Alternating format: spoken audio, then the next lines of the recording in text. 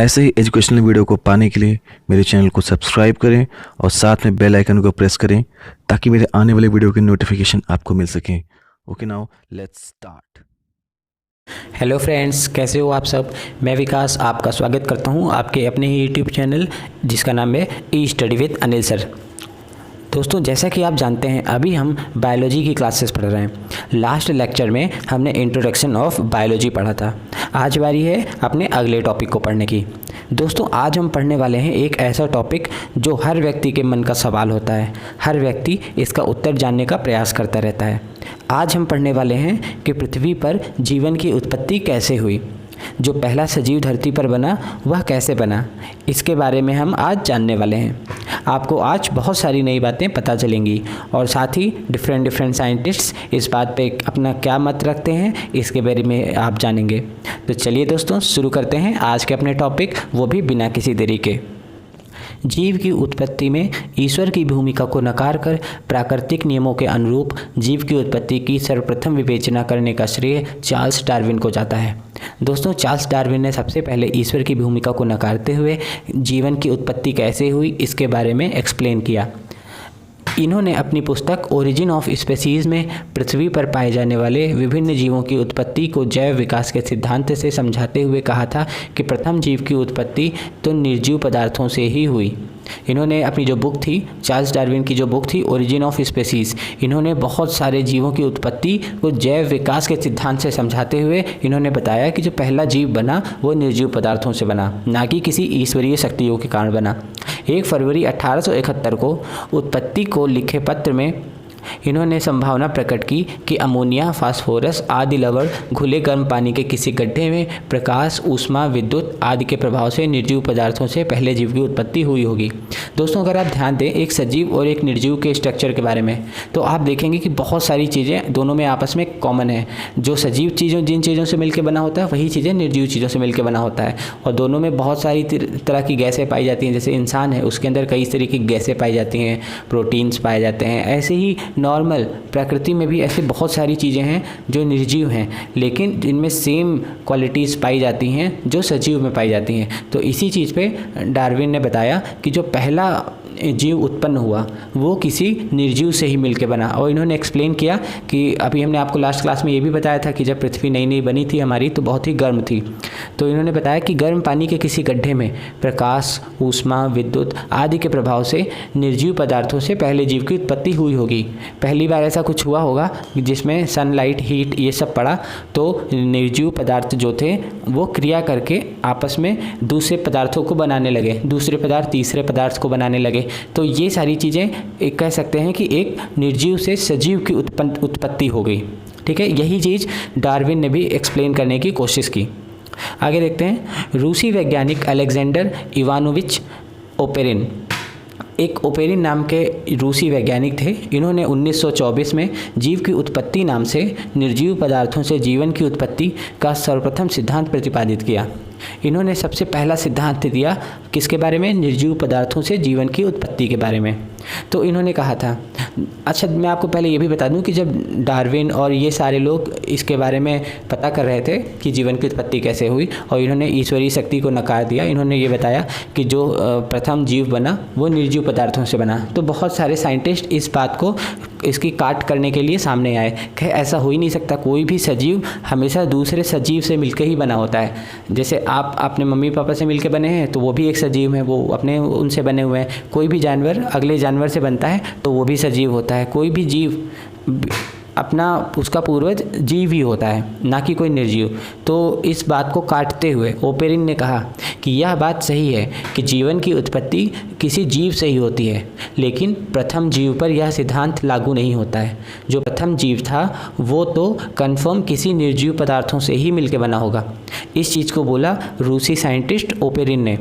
Oparin ने कहा कि सजीव व निर्जीव में कोई मूलभूत अंतर नहीं होता है। अभी मैंने आपको थोड़ी देर पहले बताया कि अगर आप सजीव और निर्जीव दोनों को साथ में रख के देखें तो आप देखेंगे कि कई बार 90% से भी ज़्यादा चीज़ें कॉमन होती हैं सजीव में निर्जीव में। फिर भी सजीव जो होता है वो अपने सजीव वाले कैरेक्टरिस्टिक्स को शो करता है और निर्जीव वाले सजीव के कैरेक्टरिस्टिक्स को शो नहीं कर पाता है।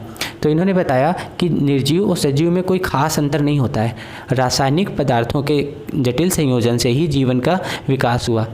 इन्होंने बताया कि जो रासायनिक पदार्थ है, केमिकल रिएक्शन, इसके कारण बहुत सारे निर्जीव में सजीव का विकास हो गया।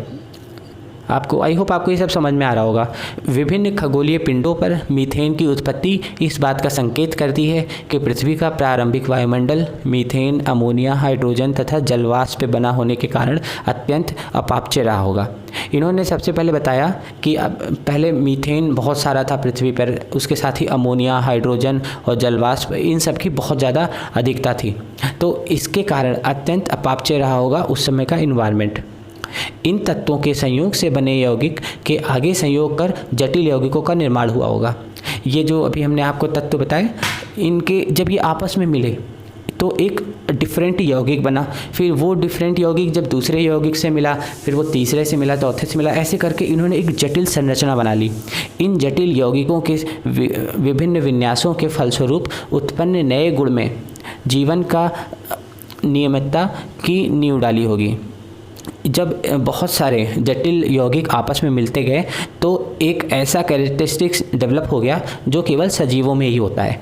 ये कुछ नहीं है बल्कि निर्जीव पदार्थों के संयोजन से मिलकर बना है, इसके कारण ऐसा हुआ। एक बार प्रारंभ हुए जैविक लक्षण ने स्पर्धा व संघर्ष के मार्ग पर चलकर वर्तमान सजीव सृष्टि का निर्माण किया होगा। इन्होंने बताया कि एक बार जब जैविक लक्षण इनके अंदर आ गए, ये निर्जीव पदार्थों से जब सजीव पदार्थ बन गए और इनमें जैविक लक्षण आ गए, तो कंपटीशन और अपने आप को सरवाइव करने के चक्कर में ये अपने आप को डेवलप करते चले गए और आगे चलकर सजीव सृष्टि का निर्माण किया होगा। आई होप आपको सब समझ में आ रहा होगा। अपने सिद्धांत के पक्ष में ओपेरिन ने कुछ कार्बनिक पदार्थों के व्यवस्थित होकर कोशिका के सूक्ष्म तंत्रों में बदलने का उदाहरण दिया। तो कोई भी बात जब कोई साइंटिस्ट प्रूव करता है तो थ्योरेटिकली नहीं प्रूव कर देता है, उसको एक्सप्लेन भी करना पड़ता है उस चीज़ों को। तो इन्होंने एक्सप्लेन करके इसको समझाने की भी कोशिश की ओपेरिन ने। इन्होंने क्या किया, बहुत सारे कार्बनिक पदार्थों को आपस में मिलाया और इन्होंने उससे कोशिका बनाकर दिखाया और कोशिका के सूक्ष्म तंत्रों में बदलने का उदाहरण दिया। उन्हें बहुत सारे कार्बनिक पदार्थ को मिलाकर कोशिका बनते हुए भी इन्होंने दिखाया। बाद में डच वैज्ञानिक जोंग के द्वारा प्रयोगों में बहुत से कार्बनिक अणुओं के आपस में जुड़कर विलयन से भरे पात्र जैसे सूक्ष्म रचनाओं के बनने से ओपेरिन के सिद्धांत को बल मिला। बाद में एक डच साइंटिस्ट थे जिनका नाम था जोंग, तो इन्होंने भी एक ऐसा ही कुछ एक्सपेरिमेंट किया जिसमें कार्बनिक अणुओं के आपस में मिलकर विलयन से भरे पात्र जैसे सूक्ष्म रचनाओं के बनने से ओपेरिन के सिद्धांत को बल मिला। ठीक है, तो आई होप ये आपको क्लियर हो रहा होगा कि कार्बनिक अणु आपस में मिले और बहुत सारी सूक्ष्म चीज़ें बनी। कार्बनिक अणुओं की परत से बने सूक्ष्म पात्रों को ही जोंग ने कोसरवेट का नाम दिया। कोसरवेट इसका नाम दिया किस इन्होंने, जो कार्बनिक अणुओं जब आपस में मिले तो जो सूक्ष्म जीव बने उसको इन्होंने नाम दिया कोसरवेट। कोसरवेट द्वारा परासरण जैसी क्रियाओं के प्रदर्शन के कारण इन्हें उपापचय क्रियाओं का आधार मानते हुए जीवन के प्रथम घटक के रूप में देखा जाने लगा। कोसरवेट जब बना तो इसी को इन्होंने जीवन के प्रथम घटक के रूप में देखा जाने लगा। ओपेरिन का मानना यह था कि आद्य समुद्र में अनेकों कोसरवेट बने होंगे। जो आज का समुद्र है या फिर उस समय का जो समुद्र था उसमें बहुत सारे नए जीव इसी तरीके से बने होंगे। ठीक है, उस समय का जो समुद्र था उसमें बहुत सारे जीव इसी तरीके से बने होंगे जिसका नाम इन्होंने कोसरवेट दिया। उनके जटिल संयोजन से ही अचानक प्रथम जीव की उत्पत्ति हुई होगी। जो प्रथम जीव की उत्पत्ति हुई है उनके जटिल संयोजन से ही हुई है। आई होप ये आपको बिल्कुल क्लियर हो गया होगा। इस प्रकार जीवन पूर्व रचनाओं का उदय हुआ और इस तरीके से क्या हुआ, जो जीवन का एक तरीके से उदय हो गया। एंजाइम जैसे उत्प्रेरकों के प्रभाव के कारण कोसरवेट में भरे रसायनों में संश्लेषण विश्लेषण जैसी क्रियाएं होने लगी होंगी। अब इसमें बहुत सारे एंजाइम भी थे जो कोसरवेट बने थे, तो उसके कारण उसमें संश्लेषण और विश्लेषण जैसी क्रियाएं होने लगी होंगी। धीरे धीरे अवायु श्वसन होने लगा होगा, धीरे धीरे वो क्या करने लगे होंगे, सांस लेने लगे होंगे। कोसरवेट में यदि कोई रासायनिक कम होता था तो बाह्य वातावरण से अवशोषित कर उसकी पूर्ति कर लेती थी। अब कोसरवेट में अगर वो एक तरीके से अब जीव बन रहा है, निर्जीव से जीव बन रहा है, तो निर्जीव से जो जीव बनने की कड़ी है वो कौन थी, कोसरवेट। तो कोसरवेट में जब देखते थे कि किसी रसायन की किसी चीज़ की कमी है तो वो क्या करते थे, बाहर से यानी एनवायरनमेंट से उसको अवशोषित करके अपनी पूर्ति कर लेते थे। चिपचिपेपन के कारण कोसरवेट का आकार बढ़ता रहा। कोसरवेट क्या थे, चिपचिपे होते थे, ये एक से दूसरे में चिपक जाते थे, दूसरे से तीसरे में चिपक जाते थे। तो इससे क्या होता था, इनका आकार बहुत ही बढ़ता रहता था तथा अधिकतम आकार हो जाने के कारण यह स्वतः विभाजित हो जाता था और बाद में यह विभाजित भी हो जाता था जब बहुत ज़्यादा इसका आकार बढ़ जाता था। बाद में नाभिकीय अम्लों के रूप में कार्बनिक नियंत्रक तंत्र विकसित हुए जो वृद्धि और जनन जैसी जैविक क्रियाओं को नियंत्रित करने लगे। बाद में इनमें और डेवलप हुआ और जैविक क्रिया और जनन जैसी क्रिया को नियंत्रित करने लगे। प्रारंभिक कोशिका परपोषी प्रकार की रही होगी। पहले जो कोशिका बनी वो परपोषी थी, मतलब दूसरी चीज़ों को खाने वाली, दूसरी चीज़ों को आहार बनाकर खाने वाली थी। बाद में पर्णहरित यौगिक तथा हरित लवक कोशिकांग बनी होगी। बाद में क्या बना, पर्णहरित और हरित लवक जैसी चीज़ें बनी। प्रकाश संश्लेषण की क्रिया में प्रारंभ होने पर जल का विघटन होने लगा। जब प्रकाश संश्लेषण हुआ तो जल का विघटन होने लगा जिससे ऑक्सीजन उत्पन्न होने लगी। बाद में क्या हुआ, ऑक्सीजन उत्पन्न होने लगी। इन्होंने जब प्रकाश संश्लेषण शुरू किया तो वायुमंडल में ऑक्सीजन की मात्रा साम्यस्थापित होने तक बढ़ती रही। ऐसे ही क्या हुआ कि जब तक कि पूरे वायुमंडल में ऑक्सीजन एक नॉर्मल लेवल में नहीं आ गया तब तक ये क्रिया होती रही। पहले जीव कहाँ था, समुद्र के भीतर था, क्योंकि समुद्र के भीतर वो बचे रहते थे किन चीज़ों से, सूरज की गर्मी से, और इन्वायरमेंट नहीं था, उन चीज़ों से बचे रहते थे समुद्र के भीतर। लेकिन धीरे धीरे इन्होंने क्या किया, जब इनके अंदर प्रकाश संश्लेषण की क्रिया होने लगी तो बहुत सारी ऑक्सीजन बाहर निकलने लगी, और जब तक कि ऑक्सीजन एनवायरनमेंट में पूरी तरीके से अच्छे कंडीशन में नहीं आ गई तब तक यह क्रिया होती रही। तो दोस्तों आई होप आपको सब कुछ बहुत ही अच्छे से समझ में आ गया होगा। डार्विन ने जो सबसे पहले स्टार्ट किया उसको ओपेरिन ने, और लास्ट में किसने, इन सभी साइंटिस्टों ने इसको ख़त्म किया। ठीक है, तो अभी हमने देखा कि पृथ्वी पर जीवन की उत्पत्ति कैसे हुई। अगर आपसे अब कोई पूछता है तो आई होप आपको अब उत्तर पता होगा कि सबसे पहले जो जीवन की उत्पत्ति हुई वो निर्जीव पदार्थों से हुई, आपस में जिसमें केमिकल रिएक्शन होते रहे और इन्होंने आपस में एक दूसरे को मिलाकर जटिल संयोजक बनाते गए और आगे बढ़ते गए। इनमें विकास हुआ जिसके कारण इनमें जनन जैसी और श्वसन जैसी क्रियाएँ होने लगीं, और इसके बाद इन्होंने प्रकाश संश्लेषण की क्रिया भी शुरू कर दी जिसके कारण पृथ्वी पर पूरी जगह पे क्या हो गया, एक ऑक्सीजन अच्छे मात्रा में पूरे एनवायरनमेंट में फैल गया, जिससे दूसरे जीव अब पृथ्वी पे आने लगे। कहाँ से निकल के, समुद्र से निकल के पृथ्वी में आने लगे। ठीक है, तो आई होप आपको सब समझ में आ गया होगा। अब हम देखते हैं कैरेक्टरिस्टिक्स ऑफ लिविंग ऑर्गेनिज्म, यानी जीवधारुओं का लक्षण यानी कि उनका गुण। अब हम देखते हैं इनके थोड़े थोड़े गुण, क्या गुण होते हैं एक जीवधारुओं में और जो कि निर्जीव में नहीं होते हैं। पहला है movement. Animal move to find food and keep away from predators. Plants move to face the light. Movement देखते हैं क्या होता है। अब इसमें क्या होता है, जो एनिमल होते हैं वो मूवमेंट करते हैं। कोई भी जीव होता है वो मूवमेंट करता है, अगर वो चल सकता है, एक जगह से दूसरी जगह जा सकता है। तो अभी क्या होता है, जैसे एनिमल होते हैं वो खाना ढूंढने के लिए एक जगह से दूसरी जगह जाते हैं और अपने जिससे उन्हें खतरा होता है, जो उन्हें शिकार करके खा जाते हैं, अपने प्रेडेटर से वो बच के रहते हैं। प्लांट्स के बारे में बताएं तो वो भी मूव करते हैं। आपने टच मी नॉट ट्रीज़ को देखा ही होगा, छुई मुई जिसे कहते हैं, उसको छूते ही वो उनकी पत्तियां क्या होती, बंद हो जाती हैं। तो वो भी एक तरीके से क्या है, अपना मूवमेंट शो कर रहे हैं। और plants move to face the light, आपने देखा होगा बहुत सारे प्लांट्स होते हैं। अभी सूरजमुखी के बारे में देखें तो उसका जो फेस होता है हमेशा सन की तरफ होता है। तो एक तरीके से ये अपना मूवमेंट शो कर रहे हैं। कोई भी जीवधारी है वो मूवमेंट कर सकता है, चल सकता है। फिर अगला देखते हैं रिप्रोडक्शन। अगला बहुत ही मेन कैरेक्टरिस्टिक्स है जिसका नाम है रिप्रोडक्शन। रिप्रोडक्शन का मतलब क्या होता है, the ability to produce offspring to keep the species in existence. इसका मतलब है कि अपने ही जैसे दिखने वाले प्रजाति को दोबारा उत्पन्न करना, ये कहलाता है रिप्रोडक्शन, जिसको हिंदी में कह सकते हैं कि जनन करना, अपने बच्चे पैदा करना, ये होता है रिप्रोडक्शन। फिर अगला देखते हैं सेंसिटिविटी।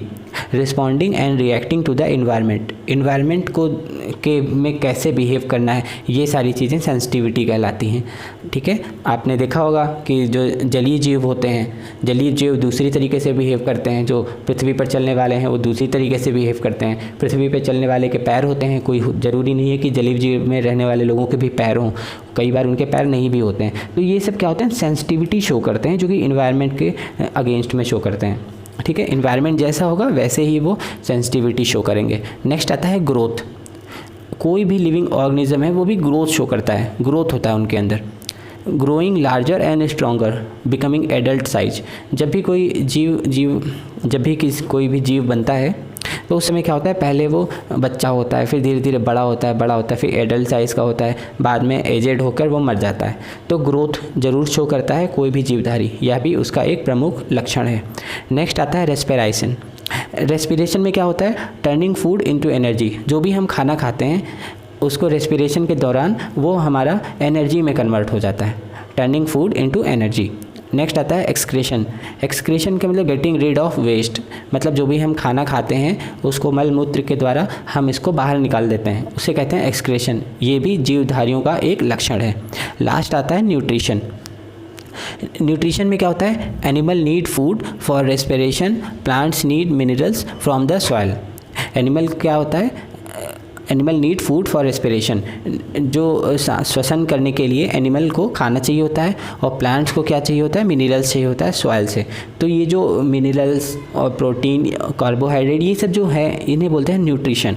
तो न्यूट्रिशन सभी को चाहिए होता है, कोई भी जीवधारी है तो उसको न्यूट्रिशन की ज़रूरत होती है। तो ये सारी चीज़ें जो हमने पढ़ा वो जीवधारियों के लक्षण के बारे में पढ़ा। अब हम देखते हैं कुछ नई नई चीज़ें। सबसे पहले देखते हैं कोशिका। कोशिका क्या होती है, जीवन की सबसे छोटी इकाई कोशिका ही होती है। जीवन, अगर आपसे क्वेश्चन पूछा जाता है एग्ज़ाम में, जो कि काफ़ी इंपॉर्टेंट क्वेश्चन है, काफ़ी बार एग्ज़ाम में पूछा गया है कि जीवन की सबसे छोटी इकाई का नाम क्या है, तो आपको बताना है कोशिका। कोशिका ही है जो कि जीवन की सबसे छोटी इकाई होती है। जीव एक या अधिक कोशिकाओं से मिलकर बना होता है। कुछ होते हैं एक कोशिकीय जीव होते हैं, कुछ होते हैं बहुकोशिकीय जीव होते हैं।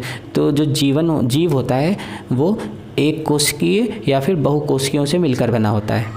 कोशिका के बाद आता है ऊतक। कोशिका को सेल कहते हैं और ऊतक को टिश्यूज़ कहते हैं। अब टिश्यू देखते हैं क्या होता है, कोशिकाओं का वह समूह जो उत्पत्ति एवं संरचना तथा कार्यों में समानता हो उसे ऊतक अर्थात टिश्यू कहते हैं।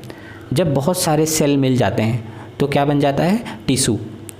ठीक है, तो कोशिकाओं का वह समूह मतलब जब बहुत सारे कोशिका मिल जाते हैं, उत्पत्ति एवं संरचना तथा कार्यों में समानता हो, कई सारे सेल मिलकर एक पर्टिकुलर काम करते हैं, तो उसे कहते हैं हम लोग ऊतक। फिर अगला आता है अंग, जिसे कहते हैं ऑर्गन। ऊतकों मतलब अब हमने बोला सेल से बने टिश्यू, अब टिश्यूओं को भी मिला लो तो क्या बनता है, अंग।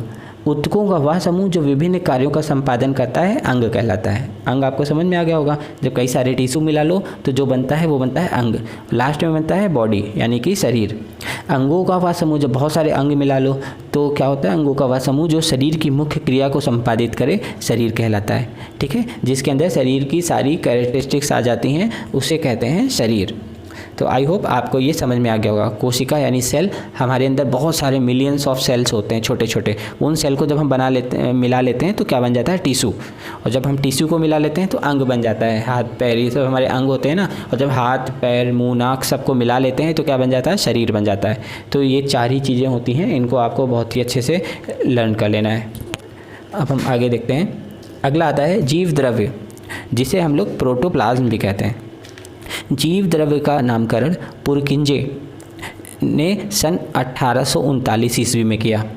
सबसे पहले जो जीव द्रव्य का नामकरण किसने किया था, पुरकिंजे ने। और कब किया था, 1839 में।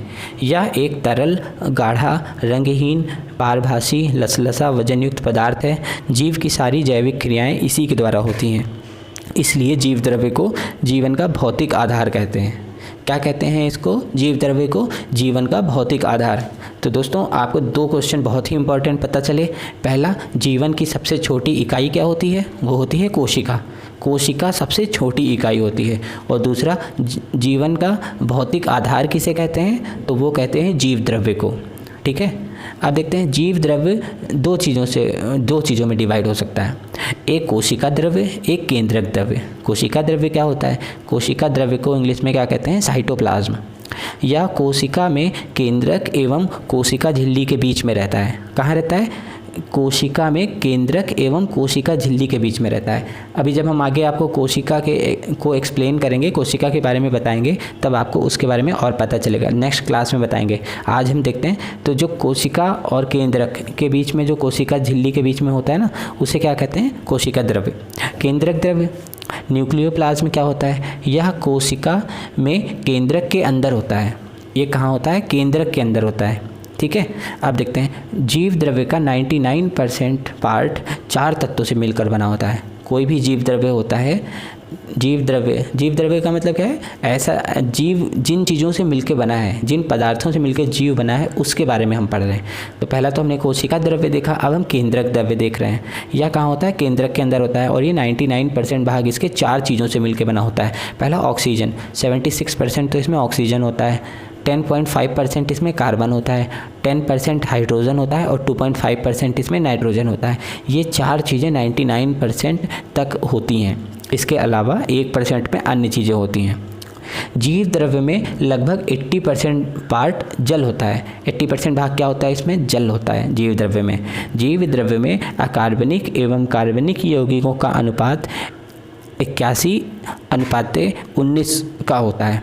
अगर आप 100 चीज़ें होती हैं मान लीजिए, तो 81 पार्ट जो है वो अकार्बनिक तत्व होते हैं और 19 पार्ट क्या होते हैं? कार्बनिक तत्व होते हैं। तो ये चीज़ें हमने आज पढ़ी। तो आज का लेक्चर आपको आई होप बहुत ही ज़्यादा अच्छा लगा होगा। आज आपने बहुत सारी नई चीज़ें जानी, पृथ्वी पर जीवन की उत्पत्ति कैसे हुई। अगर आपसे अब कोई पूछता है तो आप इसको सक्सेसफुली एक्सप्लेन कर सकते हैं। और कैरेक्टरिस्टिक्स के बारे में पढ़ा, हालांकि आप इसके बारे में पहले भी पढ़ चुके होंगे। और कोशिका, ऊतक, अंग, इन सब के बारे में पढ़ा। और जीव द्रव्य क्या होता है ये भी हमने देखा। ऐसे ही अभी शुरुआती दौर पे हम जानते हैं कि कोई भी सब्जेक्ट पढ़ते हैं तो काफ़ी इजी चीज़ें होती हैं। जैसे जैसे आगे बढ़ते जाते हैं एक्सप्लेनेशन कम होता जाता है और मेन चीज़ें ज़्यादा स्टार्ट होती हैं। तो ऐसे ही आप हमारे साथ पढ़ते रहिए। आपको पूरी की पूरी बायोलॉजी पढ़ाने की जिम्मेदारी हमारी है। उसके बाद में आपको किसी भी चीज़ की प्रॉब्लम नहीं होगी बायोलॉजी में, ये मेरी आपसे गारंटी है। तो दोस्तों इसी के साथ ही आज का लेक्चर यहीं समाप्त करते हैं। आशा करते हैं कि आपको हमारा आज का प्रयास बहुत ही पसंद आया होगा। अगर पसंद आया है तो आप कमेंट में लिखकर ज़रूर बताएं और लाइक का बटन ज़रूर प्रेस करें। आपका एक लाइक बटन हमारे लिए मोटिवेशन का कार्य करता है। तो चलिए दोस्तों, ऐसे ही हंसते रहिए, पढ़ते रहिए, मुस्कुराते रहिए। मिलते हैं अपने अगले लेक्चर में। Good bye.